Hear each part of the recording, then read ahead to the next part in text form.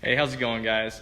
So, if I had a nickel for every time somebody asked me what the best pillow is, what the best mattress is, I'd have quite a few nickels because that's something I hear at least once a week, probably a lot more than that. And here's the thing, a lot of people, you go to bed and you're feeling good, feel everything is fine, maybe you're a little bit stiff, but nothing out of the ordinary.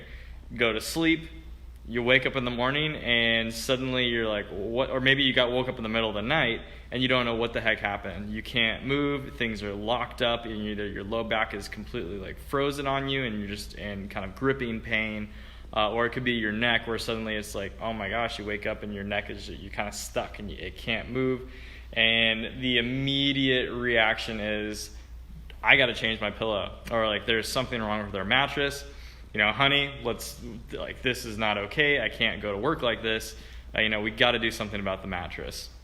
Right now, where our practice is, we're located next to, I think there's like 3 mattress stores and in like a football throw away from our practice location. So people are constantly looking. This is a big deal because people aren't getting good sleep.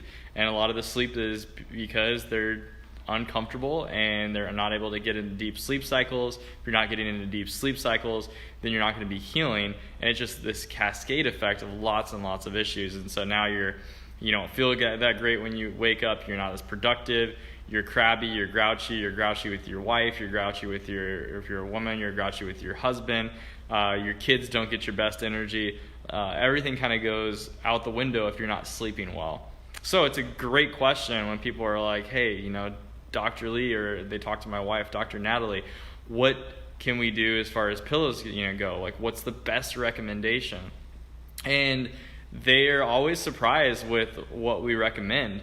And that recommendation tends to always start by thinking back to when you were a kid. When you're a kid, you could go over to your friend's house and you do sleepovers. And usually if you're at a sleepover, you're lucky if you got a bed. Maybe you're lucky if you got a couch because everybody's crashing out, and so it's like, hey, no worries. You're gonna put out a little, you're gonna put out your sleeping bag, and you're just gonna hit the ground, get the ground, and grab whatever couch cushion you can or whatever pillow that they have available. You're gonna use it, and you're gonna wake up, and you're gonna be fine. Not gonna be an issue whatsoever.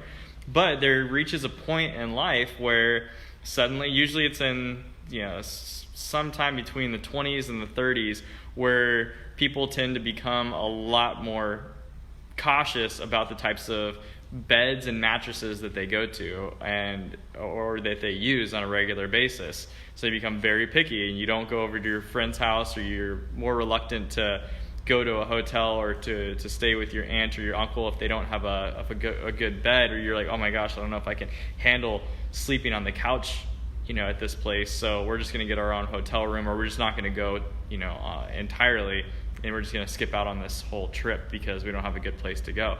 These are very real conversations that people are having. They're telling me about because their spine doesn't hold up like it used to, so it becomes really sensitive, and you want to know the right pillow to use, and then you want to know the right mattress. So the best pillow out there that you're going to be able to find is there is no one size fits all. Sorry to break it to you. Some people need a thicker pillow. Some people need a thin pillow. Some people want to sleep and they sleep well with their arm up. Other people, if they put their arm up, their arms are going to fall asleep. The biggest thing that you can do as far as pillows go is keep the one that you've had, because it's probably not been an issue until something triggered that. And what's happened is that if you've had issues in your spine for a long period of time, they're called subluxations or misalignments, and those misalignments cause interference and pinching on the nerves, which stop the communication from your brain down to the tissue cell or down to the organ that it's going to, or that can even cause numbness in your arms. You wake up with your hands tingling, your arms fall asleep, and your shoulder gets stiff.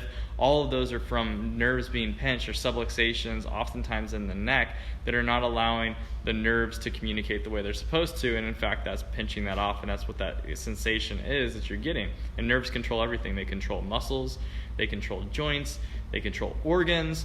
They literally are going to every single cell in the body.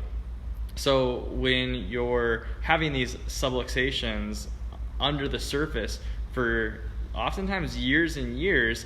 At some point, you guys have heard the analogy or the parable of the straw that broke the camel's back, right? There's just one thing that you did, and it was no big deal. It's just one little piece of straw, another piece of straw, another piece of straw, until at some point you get that final straw and it adds up to thousands of pounds, and boom, breaks the camel's back.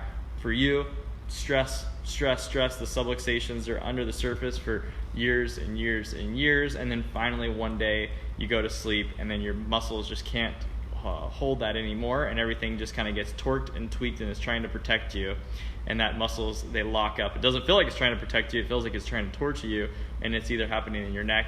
The same thing will happen in your low back, and all of a sudden, boom, it just goes out and it hits you like a ton of bricks.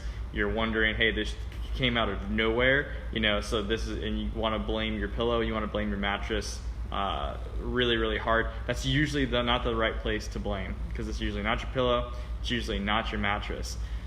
There are times when it is your pillow and it is your mattress, but the first thing that you want to assess is, if you're taking a look at your mattress, does it have big old indentations? Do you kind of like roll into the center of it? If that's the case, your mattress probably is not going to work out great for you. You want to have something that's a little bit more firm, but oh my gosh, every single person is going to be different on what they need and what their needs are. But in general, the firmer, the better, because you're not going to sink into your bed. That's just what I've found through years of dealing with people that have had a lot of neck pain and back pain. But maybe 5% of people need to actually invest in a new mattress. A lot of times they've already invested in a new mattress. They spent all this money. I mean, a mattress will cost you a good one between $1,000 probably on the low end to I know some people will spend $5,000 on their mattress. And so, I mean, it's definitely a big investment. And before you make that decision, if you're on the fence, you need to get checked. You definitely need to get checked. Go to a chiropractor, get checked for nerve interference, and you're going to find out whether or not maybe this problem is not a mattress problem. And I can tell you right now, if only 5% of the people that I see, it's a mattress problem, that means 95% of the people, you can save that money, and you can honestly put that towards correcting your nervous system, as opposed to buying a new mattress that's really not going to solve your issues. Even if it feels good while you're laying on it, you might as well just fix your spine, fix the problems that are underneath the surface, and then the rest of the issues, things like how you're sleeping, where you're sleeping, it doesn't matter. So we'll see people that get to go on trips, they get to go RVing, especially the summertime is coming up, they're coming in with all sorts of issues, and now they're starting to be able to be like, oh my gosh, for the first time I didn't think I was going to be able to make this trip. I didn't think I was going to be able to even go to, recently a lady went to a theme park and was able to keep up with her nieces, and she's like, I didn't think I was going to be able to do that at all, let alone ride the roller coasters.